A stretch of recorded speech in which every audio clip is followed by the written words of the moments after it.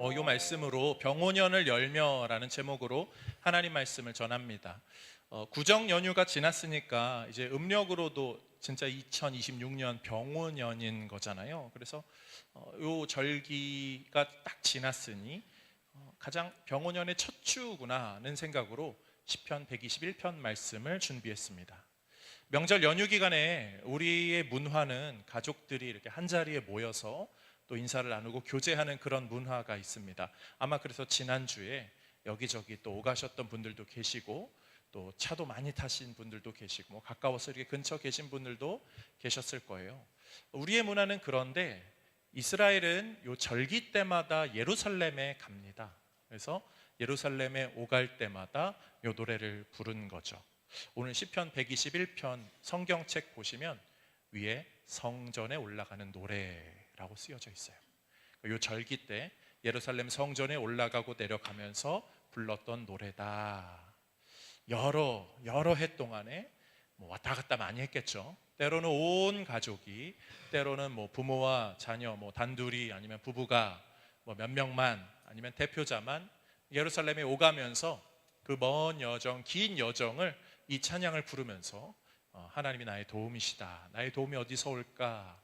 천지를 지으신 여호와에게서로다. 이런 고백으로 찬양하면서 이 여정을 지나갔던 거죠. 우리 인생길도 사실 광야의 여정, 인생길이라고 하잖아요. 그런 면에서 2026년의 진정한 어쩌면 병오년이라고 할 수 있는 요 시작점에 하나님께 우리 도움을 구하면서 신앙의 고백으로 이 121편으로 은혜 나누었으면 좋겠습니다. 세 가지 내용을 나눌 때 말씀을 통해 성령께서 깨닫게 하시는 깊은 은혜가 있게 하시고 그것으로 우리의 삶이 은혜로 감동받아서 삶의 여러 영역에서 도전받고 삶으로 변화되는 역사가 우리 모두에게 있기를 주님의 이름으로 축복드립니다. 첫 번째로요, 성도는 하나님이 우리의 도움이시다는 사실을 늘 기억하며 잊지 말고 살아야 됩니다. 하나님이 우리의 도움이시다. 한번 따라 합시다. 하나님이 우리의 도움이시다. 네. 오늘 시편 121편의 1절과 2절 있잖아요. 함께 읽어볼게요. 내가 산을 향하여 눈을 들리라. 나의 도움이 어디서 올까? 나의 도움은 천지를 지으신 여호와에게서로다. 아멘. 하나님께서 내 도움이시다. 성전을 오가면서 예루살렘 그 광야 길을 쭉 왔다 갔다, 이 오랜 여정이잖아요. 사실 그 여정을 지나간다는 것은 쉬운 일은 아니에요. 며칠 뭐 간단하게 뭐 이렇게 하룻밤 길 이런 분들도 있겠지만 좀 며칠을 두고 해야 되는 분들도 있죠. 우리 이번 구정 연휴 때 어떻게 계획한 대로 잘 일정들을 보내셨나요? 뭐 한 3, 4일이지만 언제 갔다 언제 오자, 뭐 무탈하신 분들은 그 계획대로 다 되셨을 거예요. 근데 어떤 분들은요, 요 며칠의 여정도 예상치 못한 일이 벌어지면서 일정이 막 급작스럽게 바뀌어지게 됩니다. 어떤 분들은 이 얘기를 들어보니까 뭐 장례도 있었다고 하고, 그래서 갑자기 막 여기저기 갔었다고, 이런 이야기를 듣는데 마찬가지예요. 보통 뭐 여행 가셔도 그렇잖아요. 며칠 그냥 가는데 순적하게 이루어지는 일도 있지만 그렇지 않는 경우도 있습니다. 작년에 소아시아를 제가 갔다 왔을 때 첫째 날부터 일정이 어그러졌거든요. 첫째 날 갔는데 호텔에 제 이름이 없는 거예요. 그래가지고 방이 없는 그런 상황이 벌어져가지고, 한국은 한밤중이고 막 새벽이고 이런지라 급작스럽게 연락해서 그래도 다행히 방을 받아서 일정이 이렇게 진행이 됐는데, 그런 일들 비일비재하죠. 살다 보면 마음대로 되지 않는 일들이 있습니다. 그렇지만 그때마다 하나님이 내 도움이시다. 우리 인생 전체의 고백, 모든 가정들의 고백되어서 인생의 어떤 일을 만날 때마다 우리도, 그리고 우리의 자녀들도 하나님만이 내 도움이십니다. 그 귀한 고백이 우리의 입술에서 마르지 않기를 주님의 이름으로 축복드립니다. 종교개혁자 칼빈은요, 이 시편 121편을 해석하고 연구하면서 이런 이야기를 해요. 모든 사람들, 신자든 불신자든 모든 사람들의 인생에는 유혹이 너무 많다. 그리고 그 유혹에 흔들리고 그런 수많은 사기들과 위협들이 우리 가운데 있다. 그렇지만 쭉쭉쭉 넘어가면서 신자는 그 모든 위협과 어려움 속에서 하나님이 도우신다. 하나님만이 내 유일한 도움이시다. 참 도움이시다. 진정한 도움이시다. 이 고백을 가르쳐 주거든요.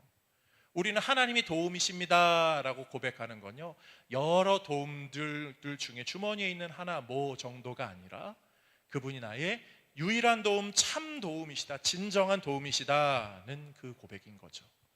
오늘 이 시편에서 하나님을 어떤 하나님이라고 표현하고 있죠? 그분은 천지를 지으신, 천지를 만드신 하나님, 우리의 도움 되신 하나님은 천지를 만드신 분이에요. 그래서 내가 광야길을 걸어갈지라도 그 광야를 조성하신 분이 하나님이시고, 내가 어둠을 지나고 때로는 골짜기를 지나간다 할지라도, 절벽에 낭떠러지기를 간다 할지라도 그것을 만드시고 그것을 운행하시는 분이 하나님이시기 때문에, 그분이 나를 도우시기 때문에 나는 인생 여정에서 하나님으로 말미암아 안전할 수 있다, 도움받아 살 수 있다. 그 신앙의 고백이 하나님을 믿는 성도들에게 있는 거죠. 우리 요즘에 신의 악단이라는 영화 제가 설교 가운데 몇 번 말씀드렸는데요, 그 찬양, 거기서 나왔던 찬양 중에 굉장히 인기 있는 찬양 있잖아요. 오늘까지만 요 신의 악단 이야기하고 이제 그만해야겠다 생각했는데, 그래도 마지막으로 한번 요 광야 요 한 소절 불러보면 좋겠는데, 저 이 찬양 너무 좋아해서 계속 듣거든요. 특히 그 정진훈 씨가 가수잖아요. 막 착착착 이렇게 올라가는 부분이 너무 은혜로워가지고 저도 막 따라하고 싶고 막 그렇거든요. 그렇지만 우리도 할 수 있으면 다 같이 한번 불러보겠습니다. 주님만 내 도움이 되시고, 주님만 내 빛이 되시는, 주님만 내 친구 되시는 광야, 주님 손 놓고는 단 하루도 살 수 없는 곳,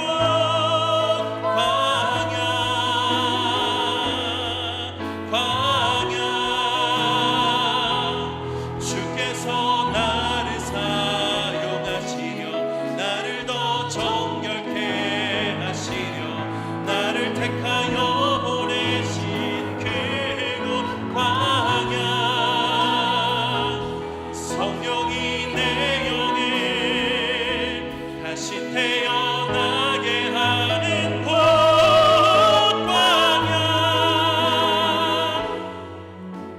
광야에 서 있네.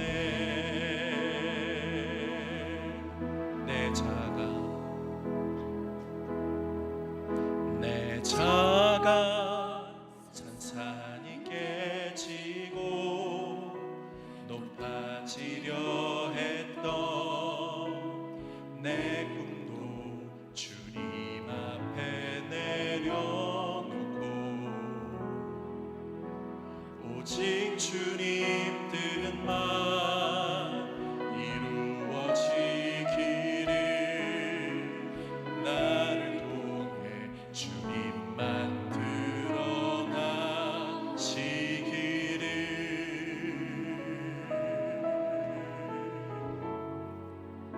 광야를 지나며.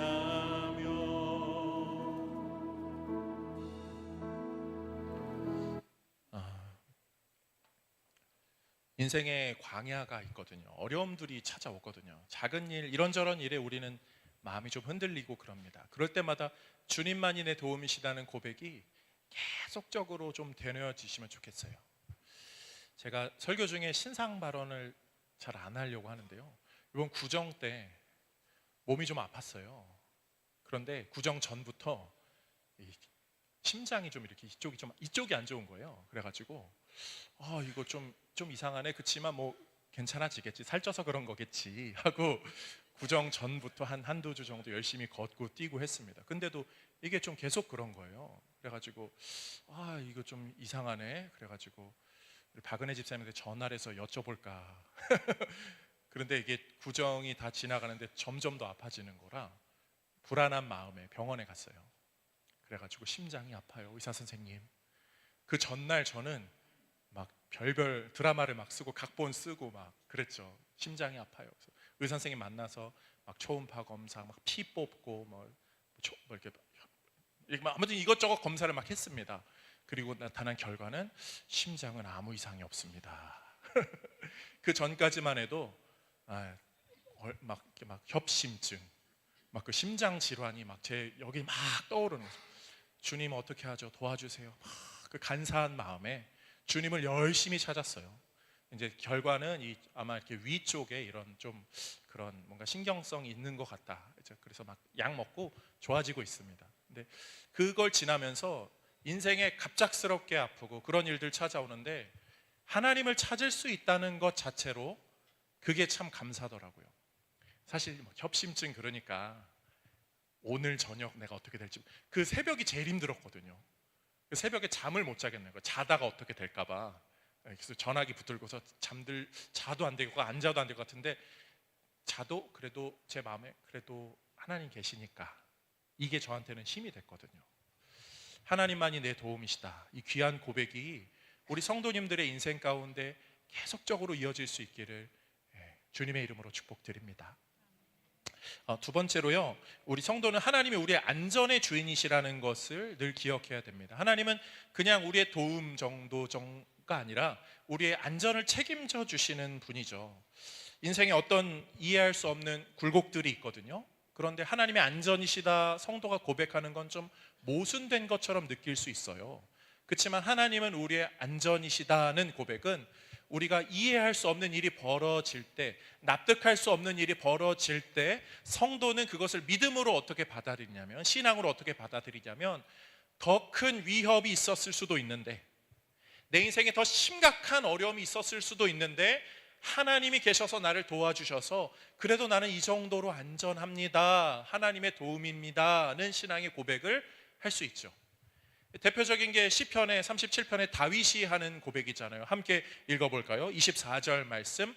그는 넘어지나 아주 엎드려지지 아니함은 여호와께서 그의 손으로 붙드심이로다. 넘어질 수 있어요. 인생 가운데 믿는 사람이라고요, 다 잘 되지 않습니다. 어려운 일이 벌어지지만 넘어지지 않고 아주 엎드려지지 않고 하나님이 붙드시는 은혜가 있어서 쓰러지는 듯 하지만 주님 붙드셔서 다시 일으켜 주시는 은혜가 있다. 그것을 오늘 본문에는 3절로 이렇게 좀 다르게 표현하는 거죠. 함께 읽어볼게요.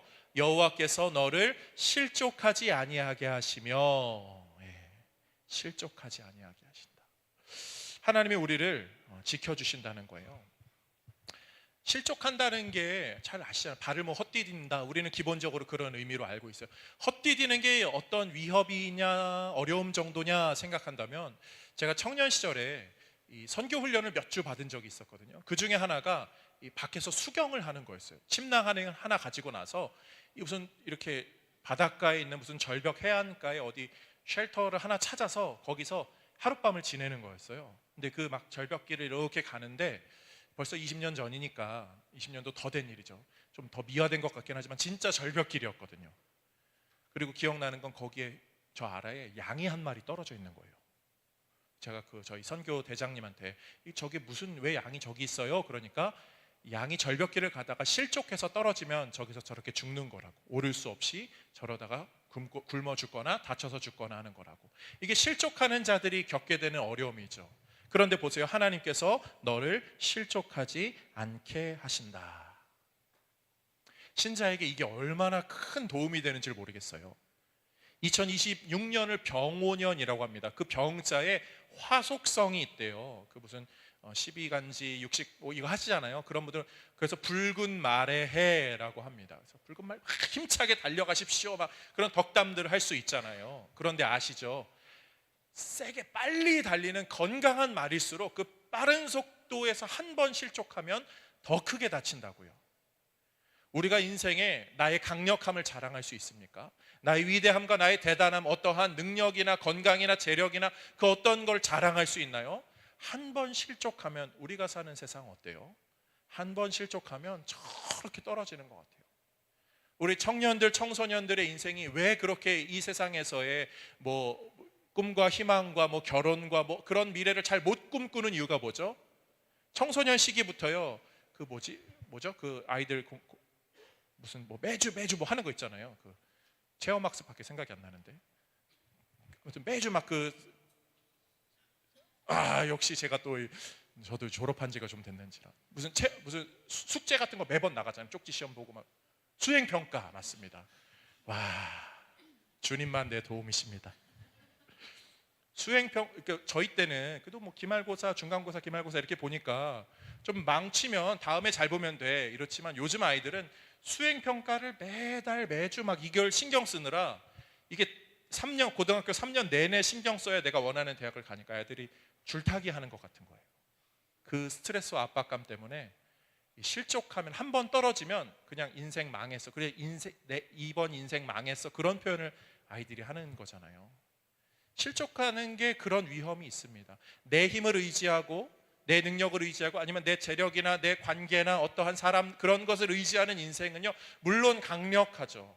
넘어지지 않으면 강력하죠. 그렇지만 인생인지라 실족할 수 있다고요. 그럴 때 우리 신자는요, 하나님이 내 고백이 되어주시고 도움이 되어주신다.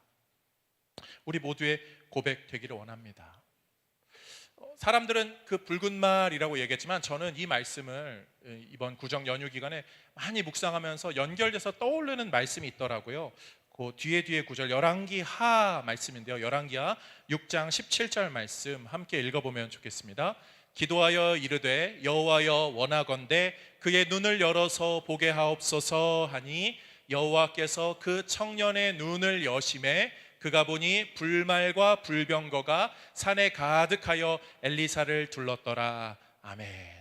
이스라엘의 아람 군대가 쳐들어옵니다. 힘이 없어요. 말한 필도 사실 제대로 없는, 병마가 없죠. 그런 상황에서 하나님이 눈을 열어주시자 아람의 군대 그 병마보다 훨씬 더 강력한 하나님의 천군 천사 병마, 불병과 불말들이 쫙 있는 거예요. 우리 그 신앙으로 살잖아요. 내 주머니에는 말 한 필 없을지라도 하나님이 내 인생의 병마의 주인 되시고, 아니 그 위에 하나님이 계신다. 그래서 우리는 하나님을 의지하죠. 신명기 말씀을 보면요, 하나님께서 그런 말씀을 주세요. 신명기 17장 16절 말씀입니다. 그 전 거예요. 네, 시작. 그는 병마를 많이 두지 말 것이요 병마를 많이 얻으려고 그 백성을 애굽으로 돌아가게 하지 말 것이니. 아멘. 왕에게 하시는 하나님의 권면이거든요. 병마를 많이 두지 말라고, 네 권력을, 네 자랑스러움을 많이 쌓아놓으려고 애쓰지 말라고, 그리고 그거 많이 얻어내려고 저 애굽 이방 나라로 가서 기웃기웃거리지 말라고, 하나님만 바라보라고요. 그 병마 없어도 내가 너 이기게 해줄게. 실제로 신명기 그 말씀 이후에 이스라엘의 그 정복 전쟁들 가운데 하나님이 도우셔서 승리하게 하셨죠. 어느 때는 뭐 대여섯 개 되는 민족이 힘을 합쳐서 이스라엘을 공격하려 할지라도 보세요. 여호수아서 쭉 읽어보세요. 30개 넘는 성읍들을 함락시키는 그 흔적들이 쫙 이름만 나열되는데도 지루할 정도로 기록이 되어 있어요. 병마가 없어도 승리케 하시는 하나님의 은혜, 흔들리지 않고 실족하지 않게 하시는 하나님의 은혜가 우리 모두에게 있기를 주님의 이름으로 축복드립니다. 이 실족한다라는 표현이요, 히브리어로 모트라는 단어인데요, 이 모트라는 단어가 하나님과 함께 쓰일 때와 하나님 없이 쓰일 때가 좀 달라요. 성경을 좀 찾아보겠습니다. 시편 16편 8절 말씀 함께 읽어볼게요. 내가 여호와를 항상 내 앞에 모심이여 그가 나의 오른쪽에 계심으로 내가 흔들리지 아니하리로다. 아멘. 여기서 흔들리다가 모트거든요. 하나님이 함께 하시면 모트하지 않다라고요. 데살로니가 후서 신약에서는 이 말씀을 이렇게 받아요. 데살로니가 후서 2장 2절 말씀, 영으로나 또는 말로나 또는 우리에게서 받았다 하는 편지로나 주의 날이 이르렀다라고 해서 쉽게 마음이 흔들리거나 두려워하거나 하지 말아야 한다는 것이라. 데살로니가에서 우리에게 주는 교훈은 마음 흔들리지 말라고요. 마음 실족하게 하지 말라고요. 사람들이 하는 말, 이 말 저 말 듣고 마음 흔들리거나 실족하지 말고 하나님만 바라보라 하는 거죠. 사실 세상 사람들이요, 우리에게 보여주고 말하는 게 얼마나 우리 마음을 흔들리게 하는지 모르겠어요. 모르겠지만 남성분들에게는 아주 이 주제가 익숙할 것 같아요. 요즘 코스피가 몇 천 점을 돌파했죠? 6천 점이라고 하나요? 뭐 그렇다고들 합니다. 그것의 분위기를 잘 타신 분들은 잔고가 뭐라고 그러죠? 막 2배, 3배 막 됐다고 그래요. 그런 얘기 옆에서 들으면 어떻게 해요? 이제라도 시작해야 되는 거 아니야? 우리 굉장히 또 불안해지거든요. 그리고 뭐가 이렇게 올랐다니, 뭐가 대박이 났다니, 이런 얘기 들으면 사람은 마음이 흔들립니다. 동해요. 그리고 나도 늦은 거 아니야 하고 싶고, 그리고 지금 들어가면 어떻게 되죠? 저는 전문가가 아니라 조언할 수 없습니다. 들어가도 되는 것 같기도 하고 들어가면 안 되는 것 같기도 하고 그런 것 같은지라, 그냥 저는 이제 우리 하나님 잘 믿고 살아야겠죠. 지혜가 있으신 분들은 뭐 또 조언을 해 주실 그런 기회가 우리 모두에게 있으면 좋겠다, 그런 생각 들어요. 그래서 청년들에게 좀 그런 특강이 필요하지 않나? 저는 그런 생각을 합니다. 그러니까 좀 알아야 되니까요. 어쨌든 근데 사람들 때문에 모트 흔들리기 시작하면요, 인생이 순식간에 뭐 잘 될 수도 있지만 결국은 막 순식간에 이렇게 곤두박질 치기도 합니다. 대표적인 그 이야기가 성경에 등장하잖아요. 룻기에 가면요, 룻의 시어머니 나오미가 일확천금을 꿈꾸고 사실 모압 땅으로 간 거죠. 그 남편과 두 아들을 데리고 모압 땅으로 갑니다. 하나님이 거하라 했던 가나안 땅이 아니라 돈 잘 벌고자, 더 잘 살고자 모압 땅에 갔을 때 어떤 일이 벌어지죠? 남편을 잃고 두 아들을 잃게 됩니다. 그리고 그 부분을 룻기에선 이렇게 말하죠. 룻기 1장 21절, 내가 풍족하게 나갔더니 여호와께서 내게 비어 돌아오게 하셨느니라. 실족한 인생이잖아요.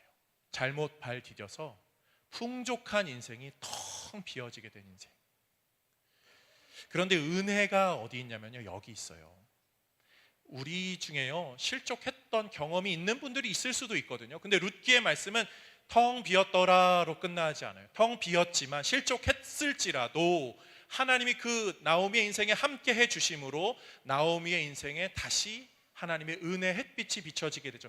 그래서 더 룻을 통하여서, 보아스를 통해서 풍성한 은혜가 그 가정에 채워집니다. 그래서 성도가 가지는 희망과 소망은요, 설사 우리가 모트 흔들리고 실족해서 텅 비어지는 일이 벌어질지언정, 그렇게까지 될지언정 하나님께서 붙드시면 다시 채워지고 일어나고 돕는 은혜가 나 인생 가운데 허락된다. 이 은혜의 고백이, 또 이 귀한 신앙이 우리 모두에게 있기를 주님의 이름으로 축복드립니다. 그래서 예수님은요, 이 땅에 오셔서 이런 가르침을 주셨어요. 이게 모트랑 같은 단어거든요. 누가복음 6장 48절 말씀 함께 읽어봅니다. 집을 짓되 깊이 파고 주추를 반석 위에 놓은 사람과 같으니 큰 물이 나서 탕류가 그 집에 부딪히되 잘 지었기 때문에 능히 요동하지 못하게, 모트하지 못하게 하였거니와. 잘 지은 집은 흔들리거나 넘어지지 않는다고요. 왜요?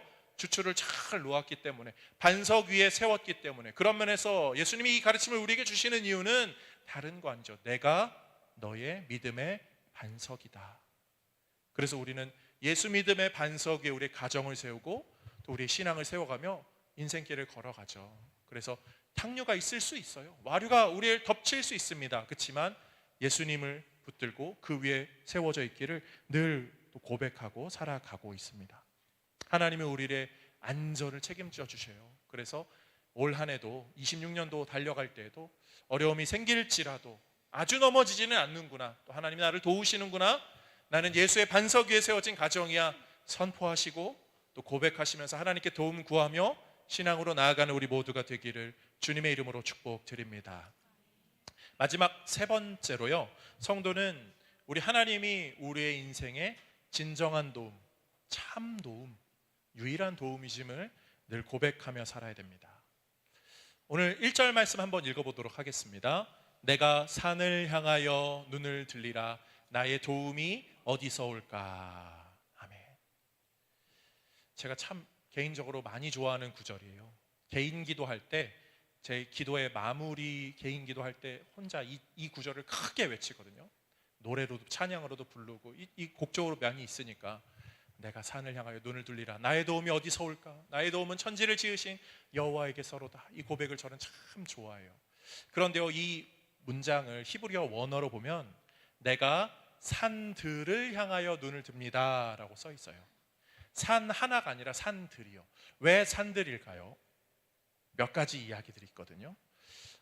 첫 번째로는 이런 거예요. 그 광야의 여정, 예루살렘으로 향하는 여정에 가면은 주변에 산들이 쭉 보입니다. 그런데 고대 근동에는요, 항상 그 언덕 위에, 산들 위에는 신전들을 세워요. 그러면 보면서 저기는 저 신전이 있고 저기는 그 신전이 있고 여기는 무슨 신전 무슨 신전이 있어요. 내가 산들을 쭉 봅니다. 내가 신들을 쭉 봅니다. 나의 도움이 어디서 올까? 어느 신들에게서 올까?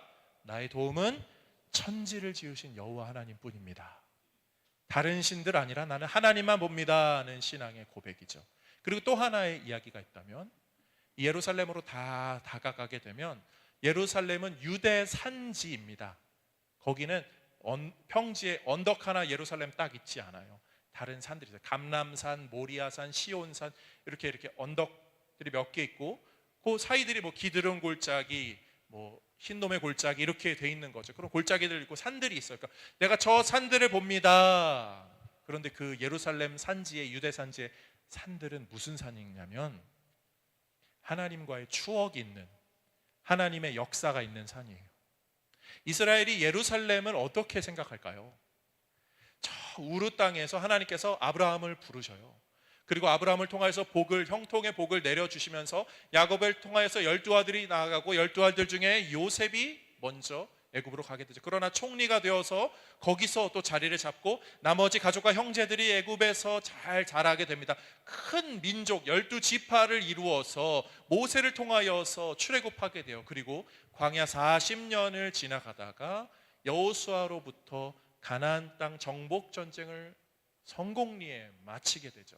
그리고 나서 사사시대를 거쳐가면서 사무엘을 통해서 세운 사울, 다윗, 솔로몬, 특히 다윗과 솔로몬, 하나님의 사랑받는 그 왕들을 통하여서 예루살렘 그 산지가 수도로, 그리고 성전이 아름답게 세워지죠.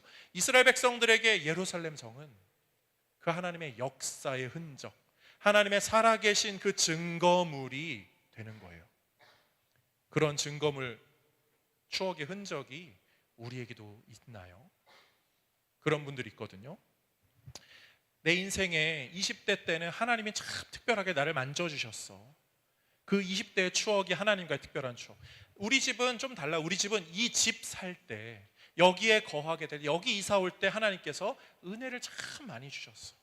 어떤 분들은 제가 이 사랑하는 요 차, 이 차가 저에게는 하나님과의 추억의 장소입니다. 이 차 타고 가다가 정말 피곤해가지고 깜빡 졸아서 큰 사고 날 뻔했는데 희한하게 나는 하나도 다치지 않고, 그런 추억들이 신앙의 하나님 때문에 은혜 받고 누렸던 추억들이 있잖아요. 어떤 분들은 교회일 수 있고, 어떤 물건일 수도 있고, 어떤 시간일 수도 있고, 아니면 어떤 분들에게는 자녀들일 수 있죠. 너 태어날 때 하나님이 나에게 그렇게 큰 은혜를 주셨다. 근데 그 추억의 은혜들을, 흔적들을 자꾸 이야기하는 거예요. 내가 산을 향하여 눈을 듭니다 하는 건 그 추억의 흔적을 떠올리는 거죠. 우리 가정들이 살아가면서 하나님과의 그 추억들을 하나둘씩 만들어 가시고, 그거를 이야기하고 또 이야기하면 그건 자녀들에게 또 교육이 되고, 또 신앙의 고백이 되고, 그 아이들은 또 신실해지고, 또 그것으로 그 다음 세대를 또 전수하게 되는 일로 이어지게 되겠죠. 그런 면에서 신앙의 고백들과 흔적들을 많이 만드는, 하나님과의 추억을 많이 만들어내는 우리 믿음의 가정들 다 되시기를 주님의 이름으로 축복드립니다. 그런 추억을 만들고 싶어요 하는 소망으로 오늘 5절부터의 말씀을 한번 읽어보겠습니다. 시작. 여호와는 너를 지키시는 이시라. 여호와께서 내 오른쪽에서 내 그늘이 되시나니 낮의 해가 너를 상하게 하지 아니하며 밤의 달도 너를 해치지 아니하리로다. 여기까지만 읽을게요. 낮의 해와 밤의 달이 우리를 해치지 않는다라고 말합니다. 낮의 해와 밤의 달이 왜 우리를 해칠까요? 고대 근동 그 지역은 낮에 해 엄청 덥고 밤에는 또 엄청 추워진다고 하잖아요. 우리로선 이해가 되지 않는 온도일지라도 그렇잖아요. 동남아 가면요 20도 되면 파카 입고 다닌대요. 우리는 좀 다르잖아요. 근데 그 지역은 밤에 달 뜨면 이 차가운 기운 때문에 추워한다고 하더라고요. 그러한 환경에서부터 나를 지키시는 하나님을 떠올리는 거예요. 낮의 해와 밤의 달이 환경이 나를 괴롭게 해도 하나님이 나를 도우신다, 이런 의미가 또 하나 있고요. 또 하나 있다면 이 시간이죠. 낮밤 낮밤 낮밤 계속 시간의 흐름 속에서, 인생의 여정 속에서 하나님이 나를 지키신다.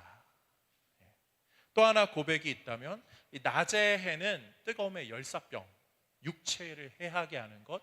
밤의 달은요, 고대 근동의 이 밤의 달은 이 정서적인 문제가 있습니다. 그래서 유럽으로 그렇게 좀 이렇게 이어지잖아요. 유럽에 가면은 밤에 달 쫙 보름달 뜨면은 예성이가 이런 거 잘할 것 같은데, 예성아 보름달 뜨면 변신하는 사람이 누구지? 예성이 어디 갔죠? 저 위에 있구나. 예성아 보름달 뜨면 변신하는 사람이 누구지? 늑대 인간 누구야 누구? 오케이, 목사님이 나중에 편의점 한번 데려가 줄게.